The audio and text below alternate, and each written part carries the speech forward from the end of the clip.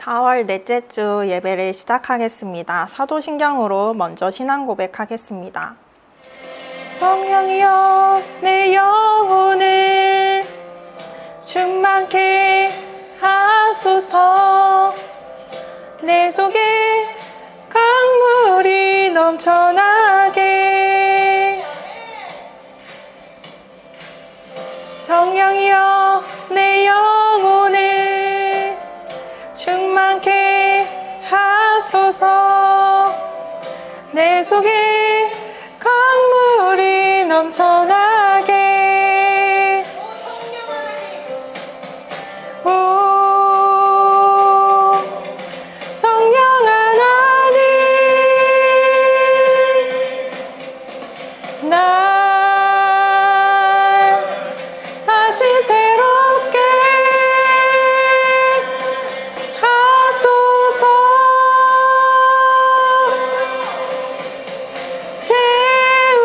채우소서. 내 영혼이 세상 유혹 다 이기고 다시 주를 닮아가도록.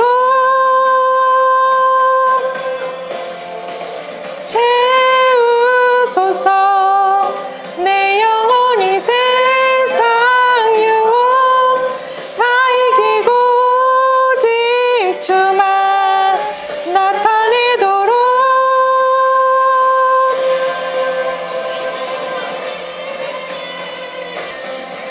성령이여 내 영혼을 충만케 하소서.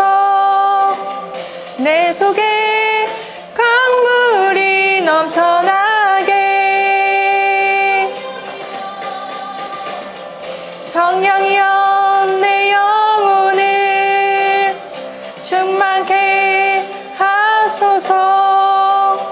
내 속에 강물이 넘쳐나게.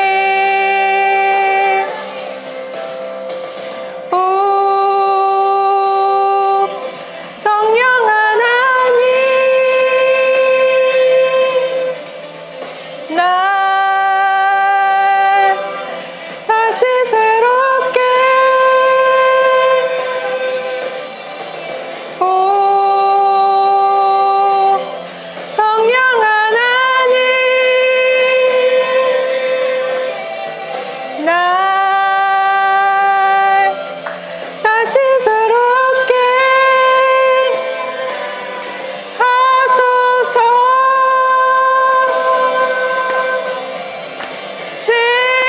채우소서.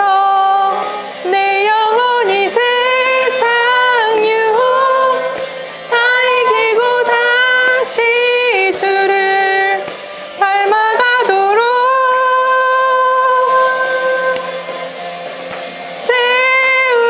채우소서.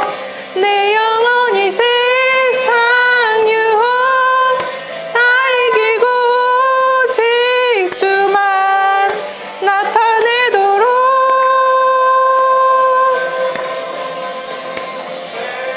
으소서. 내 영혼이 세상 유혹 다 이기고 다시 주를 닮아가도록.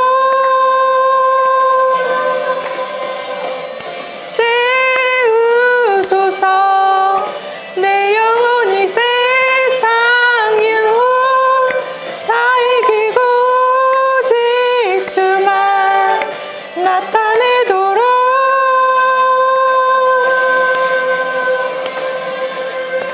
아멘.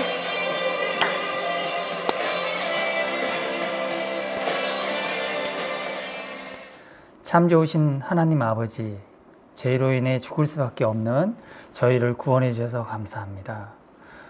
우리가 누구이기에 주의 복된 자녀로 삼아주시고 영원한 생명의 복을 누리게 하시니 감사합니다. 이 시간 한 주간의 삶을 돌아보며 구원받고 성도된 자로서 살지 못하고 늘 넘어지고 부족하고 연약했던 저희의 죄를 회개합니다. 이 시간 말씀을 위해 단위에 세우신 우리 목사님을 위하여 기도합니다. 육신의 건강과 영적인 능력을 베풀어 주셔서 모든 사역 가운데 귀한 열매 맺는 우리 목사님 되게 하여 주옵소서. 듣는 우리에게 아멘으로 해답하며 순종의 길을 걸어갈 수 있도록 마음에 새길 수 있게 하여 주옵소서. 예배의 시작입니다. 마치는 순간까지 같이 하여 주옵시고 이 모든 말씀 예수님 이름으로 기도합니다. 아멘. 오늘은 룻기 3장 1절에서 13절까지 말씀입니다. 함께 한 절씩 교독할게요. 오늘 지난 시간에 이어서 룻기 2탄이에요. 한 주 동안 어떻게 살았는지 궁금해요. 불안하고 염려하고 근심하고 살았는지 저는 하나님께 이 평안을 주신 것을 너무 감사드려요. 정말 예배할 수 있음이 너무나 감사하고 하나님께서 우리 삶의 형편과 상황 속에서 순리대로 우리를 인도하신다고 생각을 해요. 우리가 살아가는 이 모든 세상을 만드시고 통치하시는 분이기 때문에 우리는 하나님이 인도하시는 것을 잘 따라서 순리대로 그렇게 살아가는 복을 누리면 좋겠다라는 묵상을 한 주였어요. 우리가 지금 이 자리에서 이렇게 예배드리고 있는 것, 또 제가 이 집에 시집을 간 것, 또 여러분이 앞으로 누군가를 만나게 되는 그 모든 가정들이 무언가 할 일이 있어서 그 자리에 있게 되어졌다라는 것, 그러한 모든 것들을 통해서 하나님께서 그 하나님의 섭리를 보여주시고 있다라는 게 룻기를 통해서 느껴지더라고요. 오늘 본문의 1절에서 5절 말씀을 한번 살펴볼게요. 첫 번째로 기업 물을 자는 잘 듣고 순종해야 한다라는 부분을 여기에서 찾게 되었어요. 나오미가 그 며느리 룻을 굉장히 아끼고 사랑하는 장면이 보였어요. 이렇게 말을 할 때 항상 내 딸아 이렇게 부르는 거예요. 그러니까 우리가 흔히 세상에서 며느리는 며느리지 딸이 될 수 없다 이런 말을 하지만 나오미는 룻을 부를 때마다 내 딸아 이렇게 불러요. 그러니까 사랑하는 딸아 이렇게 말하는 거예요. 정말 내 옆에 있는 사람을 진짜 사랑하면 그 사람을 어떻게 하면 행복하게 해줄 수 있을까를 생각하게 되고, 또 나오미는 그렇게 룻을 어떻게 하면 룻이 더 복되게 될까, 룻이 어떻게 하면 결혼을 또 잘 시킬 수 있을까, 그런 생각을 했던 것 같아요. 그래서 이 부분을 보면서 정말 잘 듣는 게, 순종하는 거, 이 모든 게 상대방을 사랑할 때 잘 듣게 되고 또 상대방을 사랑할 때 그 말에 순종하게 된다, 그런 생각을 하게 되었어요. 지금 여기 장면에 나오는 상황이 추수의 기간에 이제 온 거예요. 추수에 뗀 거예요. 룻에게 이제 행동을 취할 때가 왔다고 그 나오미 시어머님이 얘기를 하는 거예요. 그러면서 너가 그 이삭을 줍던 그 밭이 바로 보아스의 밭이고 그 보아스가 우리의 가까운 친족이라고 이야기를 해줬어요. 그래서 보리밭에서 그 추수의 껍질을 벗기는 그런 이제 타작하는 때가 이때인 거예요. 2절 말씀에 보면은 여기 밤에 보리 타작 마당에서 일을 한다고 되어 있어요. 왜 굳이 이렇게 어두운 밤에 이 일을 시작했을까요? 이 팔레스타인의 이 지역 기후를 보면 낮에는 바람이 없고 이제 저녁이 되면 약간 선선해져요. 그리고 이 타작 마당은 성읍 동쪽에 위치해 있고, 그러니까 서쪽에서 불어오는 바람이 그 보리의 결을 이렇게 날려야 되는 거예요. 그래서 저녁 시간부터 해서 한밤중까지 곡식을 타작하고, 그러고 나서는 이제 먹고 쉬고 거기서 이렇게 잠을 자는 풍습이 있었어요. 그러니 룻은 성읍에서 그 타작마당으로 이렇게 내려가는 거고, 보아스는 타작마당으로부터 성읍으로 이렇게 올라가면서 둘이 이제 만나게 되겠죠. 3절, 4절에 보면은 이제 며느리에게 그런 이야기를 합니다. 목욕을 하고 향수를 바르라고, 옷도 이렇게 예쁘게 입으라고, 그러고 나서 타작마당에 가라고 해요. 이 말은 이제 사실 룻의 그 전 남편이 죽었잖아요. 그러니까 그 애도의 기간이 이제 다 끝났다고, 너한테. 그러니 이제 예쁘게 목욕하고 이렇게 향수도 바르고 자신을 단장을 하라고 그렇게 이야기를 해주는 거예요. 그리고 잔치가 이제 무르익어서 보아스가 배도 부르고 이제 피곤하니까 이제 잠을 청할 거 아니에요. 그러면 아주 조용히 은밀히 가서 이따가 그가 눕는 곳을 잘 보고 있어라. 그리고 그 발치에 가서 조용히 누워라. 이렇게 얘기를 해줘요.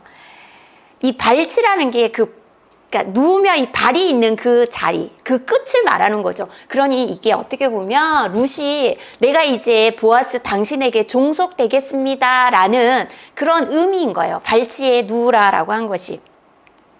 언제 어디서 뭘 어떻게 해야 될지 이 나오미가 굉장히 소상하게 룻에게 알려주잖아요. 이런 전략가의 모습이 되게 뭐가 생각났냐면 며칠 전에 우리가 큐티 나눔에서 했던 그게 생각나더라고요. 그 사무엘하 5장에 다윗이 하나님께 그 블레셋에 치러 가는 물었을 때 하나님이 굉장히 그 전략과 전술을 이렇게 얘기해 주잖아요. 뭐 그 뽕나무 숲을 맞은편에서 이렇게 그들을 기습해라. 뭐 또 이렇게 뽕나무 꼭대기에서 걸음 걷는 소리가 들리면 그때 공격하라고. 이렇게 어떻게 보면은 하나님이 굉장히 전략과 전술가이신데 나오미도 룻에게 어떻게 해야 될지를 그 지혜를 가지고 너무 잘 소상히 얘기해주는 모습을 보았어요. 나오미가 이렇게 한 데는 분명히 하나님께서 그 자신의 잃어버린 이 기업을 되찾게 해주실 거라는 그 소망이 나오미에게 있었던 것 같아요. 그리고 그것을 보아스가 해낼 거라는 믿음이 있었던 거죠. 그래서 룻을 어떻게 하면 복이 되게 할 수 있을까? 그러니 이 일을 이제 룻에게 알려주고 있는 모습입니다.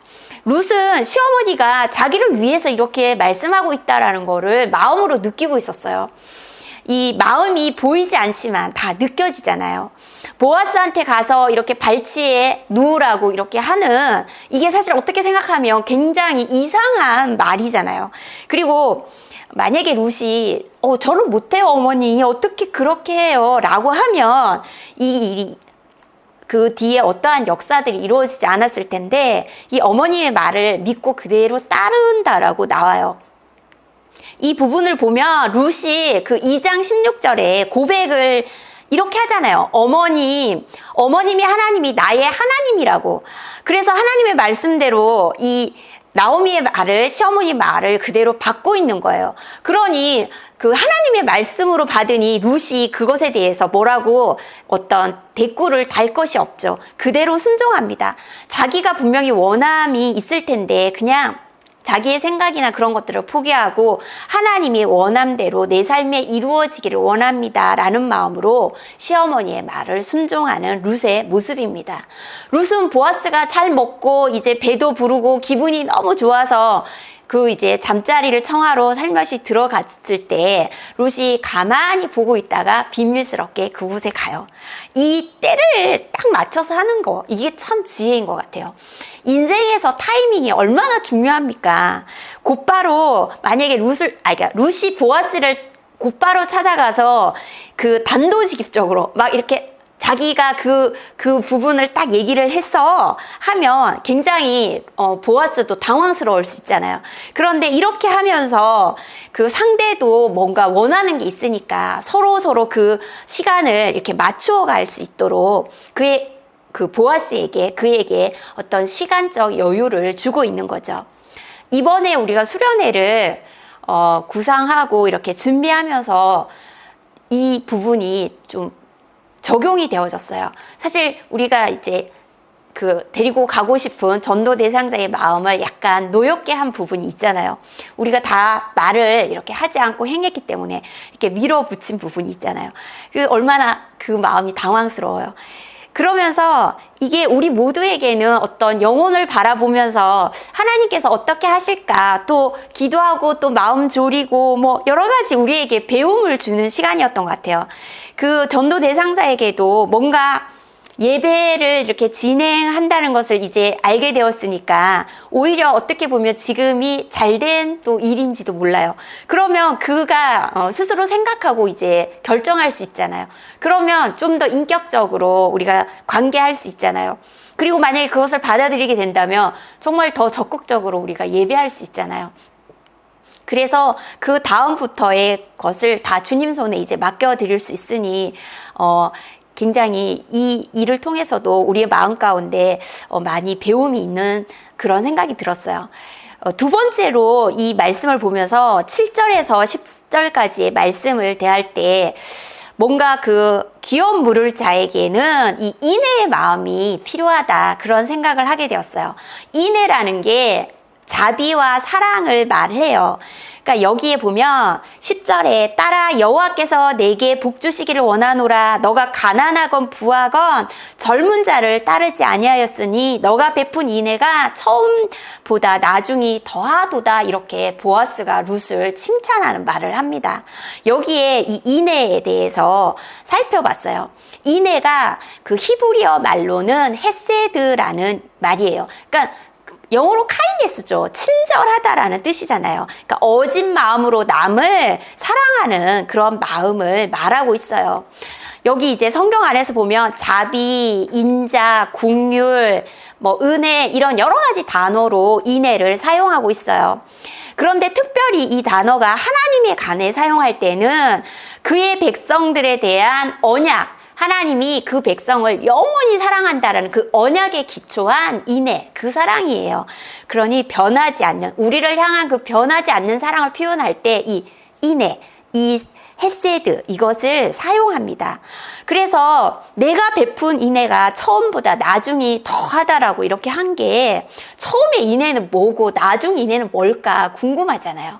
그래서 살펴봤더니 처음 인애는 그 모압 땅에 그 룻의 전 남편 모압 땅으로 이제 온 거잖아요. 기근이 들렸을 때 모압 땅에 왔을 때 그 전 남편을 룻이 잘 대해준 거, 선대해준 거, 그것이 첫 번째 인애인 거예요. 그리고 두 번째 룻이 베푼 인애가 뭐냐면, 여기에 자기가 이렇게 젊은 사람을 취하지 않고, 이것은 그 개인적인 자기의 삶을 취해서 사는 것이 아니라 이 집안에 나오미의 며느리로 이 집안의 기업을 잇는 것에 자기가 헌신하는 이 부분을 두 번째 인애라고 아주 보아스는 이 부분을 칭찬해요. 이때 사실 배경이 룻기가 사사시대예요. 근데 사사시대에 자기 소견에 옳은 대로 행하는 때인 이 룻기에 나오는 이 지금 세 명의 사람들은 너무나 뭐랄까 좋은 사람들의 모습들이 여기 가득해요. 그래서 또 그 세 사람의 만남이 복된 것 같아요. 보아스도 굉장히 그 인애의 삶을 산 사람이에요. 너무 친절해요. 룻이 이삭주로 보아스의 밭에 왔을 때 뭔가 다른 밭에 가지 말라고, 여기서 주스라고 그 밭의 주인으로서 그걸 허락해 주잖아요. 사실 이게 뭔가 이 종이잖아요, 종. 되게 이 가부가 남의 나라에 와서 뭔가 이렇게 이 이삭을 이렇게 줍는 게 마음이 편치 않는데, 그 보아스가 이 룻의 마음을 되게 편하게 해주는 거예요. 그리고 그 남자 종들에게도 보아스를 건드리지 말라고 그렇게 보호해주는 말을 해요. 얼마나 좋았을까요? 자기를 이렇게 지켜준다라고 생각이 들 때. 그리고 룻에게 목이 마르면 저 소년이 또 물을 먹으라고 이렇게 또 해줘요. 그리고 빵도 나눠주고 그 곡식도 막 많이 이렇게 퍼다가 막 집에 갖고 가라고 막 줘요. 그 양이 한 주, 2주 정도 그 시어머니와 함께 먹을 수 있는 그런 양인 거예요. 그러니 배도 불리게 해주고 빵도 여기 초에 찍어 먹으라 와서 이렇게 마음을 편안하게 해주고 보호해주니 사실 그 굉장히 룻의 마음이 좋았을 것 같아요. 그리고 얼마나 친절한 사람입니까? 아마 저는 이때부터 약간 보아스가 룻이 마음에 있었지 않나 그런 생각이 들어요. 너무 이렇게 따뜻하고 마음이 하나님의 마음을 갖고 있는 이 보아스의 모습과 정반대되는 사람들을 제가 어제 만났어요. 어제 제가 야채 가게를 갔어요. 우리 또 식구들 먹일, 우리 내일 또 어떤 음식을 할까 하면서 야채 가게를 갔는데, 거기가 약간 사람들이 많이 와서 줄을 서서 계산을 해요. 그래서 다 이렇게 줄을 서고 있는데 줄이 이렇게 기니까 어떤 할머니께서 새치기를 하신 거예요. 그래서 내 거 먼저 계산해 달라고 이렇게 계산대에다가 이렇게 올렸어요. 근데 이 야채 가게에 이 총각 사장님이 계시는데, 그 분이 막 안 된다고, 다른 사람 줄 서 있는 거 안 보이냐고 저기 뒤에 가서 줄을 서라고 이렇게 얘기를 했는데, 할머님이 그냥 해달라고, 지금 할아버지도 저기서 기다리고 있다고. 그러니까 보니까 정말 할아버지가 이렇게 지팡이 짚고 이렇게 빨리 이제 사 오기를 기다리고 이렇게 계시더라고요. 근데 저는 그냥 해줬으면 좋겠는 거예요. 근데 이 야채 가게 사장님이 되게 막 모질게 막 욕도 막 섞어가면서 말하면서 여기 계속 서 있어 보라고 내가 계산해 줄 것 같냐고 하면서 막 이렇게 욕을 하셨어요. 그랬더니 할머님이 너무 속이 상하신 거예요. 그렇다고 뭘 그렇게 욕을 하냐고 젊은 사람이. 그러니 그 야채 가게 사장님이 나 욕 잘해요 그러면서 계속 욕할 수도 있어요. 거기 계속 서 있어도 계산 안 해줘요. 막 이렇게 하셔요. 그런데 그 모습을 보면서 너무 안타깝더라고요. 우리가 친절하고 인애, 자비와 이런 사랑을 베풀 수 있는 그런 사람이 되었으면 너무 좋겠다 싶어요. 그리고 세 번째로 기업 물을 자는 우리의 삶 가운데 책임을 지는 삶을 살아야 해요. 그러니까 하나님을 모르면 정말 책임을 지는 삶을 살지 않고 회피하는 삶을 사는 것 같아요. 요즘 보면 이렇게 자녀도, 자기 자녀도 끝까지 책임지지 않는 모습이 너무 많이 있는 것 같아요. 하나님이 주신 그 인애의 마음, 하나님의 그 자비와 긍휼이 없으면 우리는 어떤 것도 정말 책임지지 못하는 것 같아요. 9절 말씀에 이르되 내가 누구냐 하니 대답하되 나는 당신의 여종 루시오니 당신의 옷자락을 펴 당신의 여종을 덮으소서 이는 당신이 기업을 물을 자가 됨이니이다 하니. 보아스가 저녁 내내 타작 마당에서 일을 했기 때문에 얼마나 피곤하겠어요. 이렇게 곤히 잠이 들었다가 발밑에서 뭔가가 느껴졌겠죠. 그래서 이렇게 보니까 이렇게 이제 둘이 만남에 이제 시간이 되었어요. 그런데 사실 보아스는 그 유대 땅에 굉장히 존경받는 사람이었어요. 그런데 그 야심한 밤에 목욕 재개하고 향수까지 뿌린 그런 이제 예쁜 가부가 왔어요. 근데 사실은 자기도 그 가부에게 대해서 호감을 갖고 있었던 사람이잖아요. 그러면 만약에 여러분이 남자라면 어떻게 하겠어요? 저는 이 장면을 생각하면서 이 장면이 되게 보아스의 이 책임지는 삶이 너무 멋있는 거예요. 어떠한 일들이 다 처리되기 전까지 이 룻을 책임져 주는 거, 지켜주는 모습이 그 밭에서 그 소년들에게 이 룻을 건드리지 말라라고 그렇게 보호해 준 그 성품이 그대로 여기에서도 있는 거예요. 그래서 보아스가 존경을 받는 사람이지 않나. 그래서 제가 인정하게 되더라고요. 어떻게 보면 보아스가 요셉보다 더 대단한 사람이 아닌가 그런 생각이 들었어요. 그래서 보아스가 깜짝 놀라가지고 누구냐고 이렇게 물으니까 굉장히 그 겸손한 태도를 취하죠. 당신의 여종 룻입니다. 그러니까 당신의 부인이 될 자격이 있는 여종입니다. 이런 뜻이에요. 그러니까 저를 당신의 날개 아래에 보호해 주세요. 기업을 물을 자가 되어주세요. 종속 되겠어요. 제가 이런 표현이에요.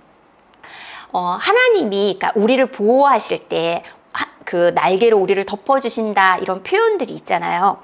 이거를 연상시켜 주는 거죠. 이 표현이 어떻게 보면 보아스가 하나님의 성품을 닮았다라고 우리가 해석해 볼 수 있어요. 보아스가 2장 12절에 보면 이스라엘 하나님께서 그의 날개 아래에 보호를 받으러 온 너를 온전한 상 주시기를 원한다고 그런 축복을 해줬어요. 그런데 이 룻이 그 축복을 그대로 인용해서 지금 사용하고 있는 거예요. 당신이 이렇게 말하지 않았냐. 그러니 나를 이렇게 보호해달라.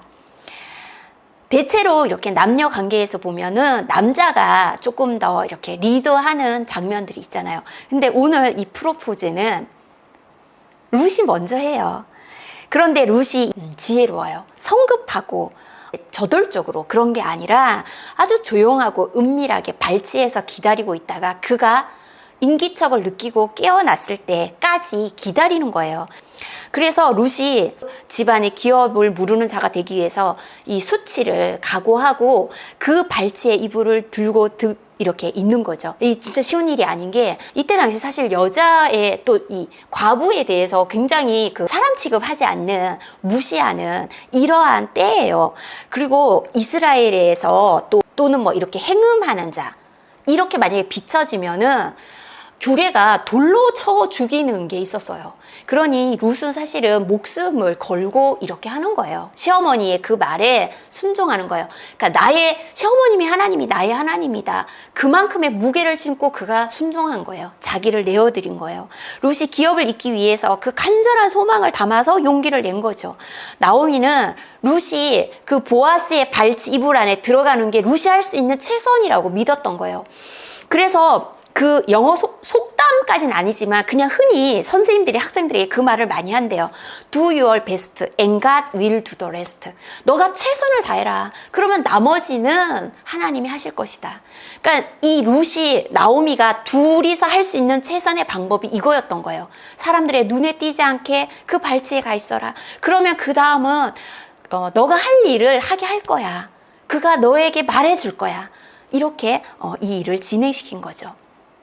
나는 이런 게 룻의 또 나오미의 믿음이라고 생각돼요. 사실 우리가 아무것도 안 하고 있으면 아무 일도 안 일어나잖아요. 그런데 우리가 할 수 있는 최선을 다하고 나서 하나님께서 행해 주시는 일들을 이제 기다리는 거죠. 그런데 왜 저는 이 장면을 이렇게 생각할 때 보아스가 왜 이때까지 결혼을 안 했을까 궁금한 거예요. 사실 이렇게 되게 덕망 있고 존경받는 사람이라고 했어요. 그리고 보니까 부유한 사람이라고 나와요. 그러면 조건이 그쵸, 나쁘지 않은데, 그런데 보아스에게 하나의 핸디캡이 있는 거예요. 여리고 기생 라합의 아들이잖아요. 이스라엘 사람들이 아마도 보아스에게 그 딸을 주기를 꺼려 했겠죠. 기생 라합의 아들. 그러니까 되게 그 혈통을 중시하잖아요. 그러니 하나님은 어떤 하나님의 역사가 있어서 이 보아스를 기생 라합의 아들, 그렇게 하나님을 믿게 하는, 하나님을 잘 믿게 이렇게 그가 왔지만 또 그 이스라엘 사람들에게서는 그래도 좀 꺼려하지 않았을까, 그런 생각이 들어요. 아니면 또 하나님이 룻을 만나게 하기 위한 어떤 계획이었는지도 모르죠. 11절 말씀 한번 볼까요? 우리 한번 읽어볼까요? 11절 시작. 그리고 이제 내 딸아 두려워하지 말라. 내가 내 말대로 네게 다 행하리라. 내가 현숙한 여자인 줄을 나의 성읍 백성이 다 아느니라. 예, 보아스가 룻을 격려하면서 나오미의 마음을 받아서 그렇게 순종하는 그 룻에 대해서 굉장히 친절하고 또 신중한 태도를 보여요. 이 부분이 메시지 성경에 되게 잘 표현되어 있더라고요. 읽어드릴게요. 내 사랑하는 그대여, 참으로 놀라운 사랑의 표현이구려. 또한 그대 정도라면 주변의 젊은 사람들 가운데서 누구나 고를 수 있었는데 불구하고 그렇게 하지 않았구려. 사랑하는 그대여, 이제 아무것도 걱정하지 마시오. 그대가 원하거나 청하는 일이면 내가 무엇이든 하겠소. 그대가 얼마나 용기 있는 여인이며 귀한 보배인지 온 성읍 사람들이 다 알고 있어. 너무 표현이 너무 마음에 들어서 저는 이걸 보면서 진짜 너무 따뜻하지 않아요? 이 보아스가 물론 나이는 룻보다 훨씬 많아요 지금. 그런데 너무 따뜻하고 이렇게 내가 너를 그렇게 보지 않는다. 오해할 수 있잖아요. 그렇게 기어 들어왔으니. 그런데 내가 너를 오해하지 않는다. 너는 현숙한 여인이다. 거기가 그렇게 큰 지역이 아니니까 사람들이 다 알고 있다. 너가 현숙한 여인인지 그렇게 이야기를 해줍니다. 그런데 이제 그 다음 이야기가 나보다 더 가까운 친족이 있다. 그래서 내가 그 친족에게 가서 기업을 물을 그 부분에 대해서 이야기를 나눈 후에 그가 하지 않겠다고 하면 내가 그 기업을 물으겠다라고 이야기를 해요. 보아스는 사실 지난 한 달 동안 룻을 잘 지켜보았어요. 그러면서 마음 가운데 참 괜찮은 사람이다라고 생각도 하고 있었어요. 그런데 급하게 감정적으로 일을 처리하지 않고 이 공식적인 절차를 다 밟아 가기 위해서 잠깐 멈춰서요. 이 장면이 저는 너무 멋있었어요. 왜냐하면 제가 지금까지 들은 사람들의 이야기는 이렇게 멈춰서는 사람을 별로 못 봤던 것 같아요. 다 됐네 그래, 나도 좋고 나도 너 좋고 또 이렇게 되었고 그래. 그러면 이제 곧장 그 다음 순서로 몸과 마음이 먼저 가는 거예요. 그리고 이제 처리. 그런 게 너무 요즘은 빈번한 이 세상을 살아가고 있는데 이 보아스의 이런 모습들이 너무 멋있는 것 같아요. 그래서 이렇게 하는 것들을 우리가 이제 좀 배워야 할 것 같아요. 여러분들도 그런 사람을 만났으면 너무 좋겠어요. 나오미도 자기에게 기업 물을 사실 우선권이 있었어요. 그런데 나오미가 룻을 위해서 이 포기를 한 거죠. 여기에는 포기하는 사랑이 있어요. 그리고 나서 책임을 지는 사랑인 거예요. 룻도 기업을 물기 위해서 젊은 남자를 포기했잖아요.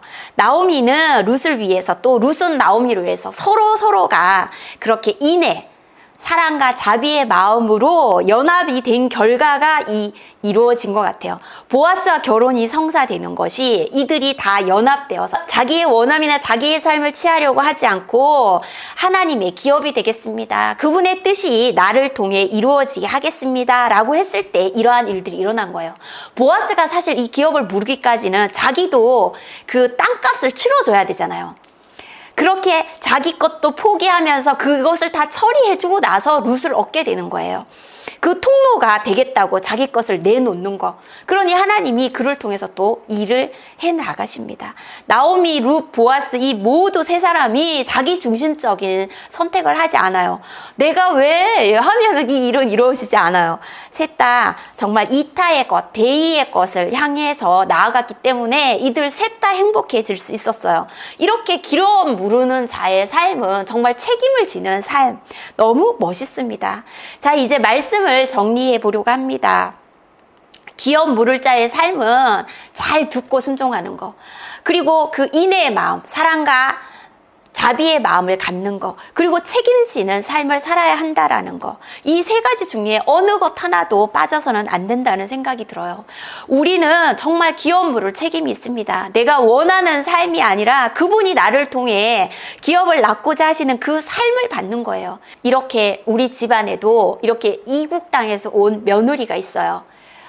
제가 정말 10년 동안 기도했었고, 그 오빠가 베트남, 예쁜 그 새언니를 맞이했어요. 그래서 결혼을 했어요. 그런데 여기에 있는 장면과 반대되는 모습으로 지금 살고 있어요. 나오미와 룻, 보아스 이 세 사람은 서로 사랑하고 서로 존중해주고 이렇게 하는데 거기에 있는 셋은 다 서로 이제 그러지를 못해요. 그래서 좀 이거 보면서 이 이상적인 이것을 모델링하면 너무 좋겠다. 그런 꿈 같은 꿈을 꿔보고 기도했어요. 룻과 나오미의 이런 책임지는 삶, 구원을 이루어 나가듯이 우리도 좀 그렇게 되어지면 너무 좋을 것 같아요. 우리가 이렇게 배려하는, 사실 그 당시 여자를 그렇게까지 배려하지 않음에도 불구하고 보아스는 굉장히 가부 그 나오미도 룻도 배려하면서 친절하게 대했어요.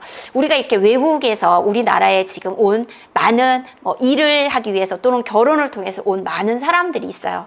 그런 딸들을, 며느리들을 배려하고 사랑하고 보듬어 줬으면 너무 좋을 것 같아요. 이런 마음을 갖고 대해주면 그게 하나님의 마음을 가진 사람의, 그리고 기업을 물 수 있게 하는 자의 삶이 아닌가 생각되어집니다. 우리 말씀을 기억하면서 기도했으면 좋겠어요. 우리 하나님, 우리도 정말 모두 우리가 좋은 이웃이 되고 또 좋은 우리에게 만남의 축복이 있게 해달라고, 친절한 마음으로 대할 수 있게 해달라고, 그리고 우리의 삶을 정말 잘 책임질 수 있게 해달라고. 그러려면 먼저 하나님 앞에 잘 듣고 순종해야 되잖아요. 그렇게 살아갈 수 있게 해달라고 기도했으면 좋겠습니다. 오 하나님, 감사합니다. 여호와 하나님, 그렇습니다. 하나님께서 우리 가운데 허락하여 주신 이 관계 속에서 하나님, 우리의 위치와 상황, 형편 가운데 하나님은 행하실 일들이 있으십니다. 하나님의 말씀을 우리가 잘 듣고 그 말씀에 순종하기를 원합니다. 하나님, 우리 옆에 주어진 사람들을 향하여서 우리가 친절을, 하나님 그 인애를 하나님 우리가 베풀 수 있게 하여 주시길 원합니다. 우리의 마음에서 여호와 하나님의 마음을 받아 그 마음을 흘려보내는 자들이 되게 하여 주십시오. 그리하여 하나님 그 책임을 다할 때에 하나님의 꿈이, 하나님의 비전이 우리의 삶을 통하여 이루어질 수 있도록 도와주시기를 원합니다. 하나님, 우리가 그렇게 기업 물을 자의 삶을 살아낼 수 있도록 하나님 우리에게 힘과 용기를 하나님 허락하여 주시옵소서. 주님께서 우리를 그렇게 인도하여 주시기를 간절히 원합니다. 하나님 도와주시옵소서. 예수님의 이름으로 기도드렸습니다. 아멘.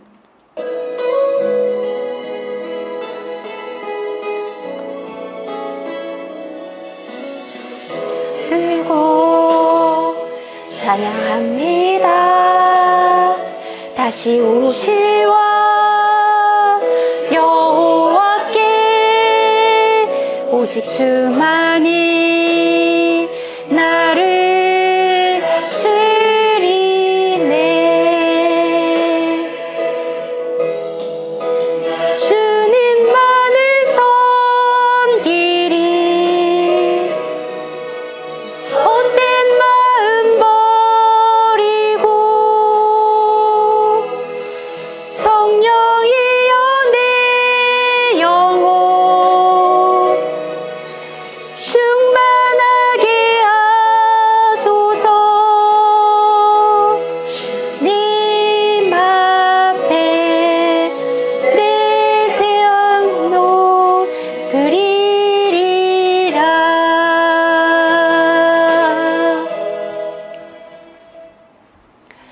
하나님 감사합니다. 오늘도 하나님 앞에 감사하여 귀한 예물 올려드립니다. 우리에게 늘 일용할 양식을 허락하여 주시는 하나님, 정말로 우리의 형편과 처지가 하나님 아무것도 없다라고 느낄 때에도 여전히 주님께서는 마치 룻이 보아스의 밭에서 이삭을 주울 때에도 배불리 먹게 하신 것처럼 우리를 채우셨습니다. 하나님은 그렇게 끝까지 하나님의 백성을 지켜 보호하시는 분임을 우리는 믿습니다. 하나님 아버지, 우리가 형편이 기근들릴 때나 우리의 형편이 부할 때나 그것과 상관없이 하나님의 계명과 하나님의 뜻이 우리의 삶에 이루어지는 것을 목표로 쫓아가는 자들이 되기를 소원합니다. 하나님, 그렇게 살아갈 때 하나님께서 이 모든 것을 우리에게 더하여 주실 줄을 믿습니다. 하나님, 그렇게 인도하여 주실 줄을 믿고 감사드립니다. 지금은 우리 주 예수 그리스도의 은혜와 하나님 아버지의 극진하신 사랑과 성령 하나님의 위로 교통하심이 하나님의 말씀을 잘 듣고 인애를 갖는 그 마음으로 책임을 다하여 순종하길 원하는 머리 숙인 당신의 여종과 남종에게 지금부터 영원까지 함께 하시기를 축원하옵나이다. 아멘.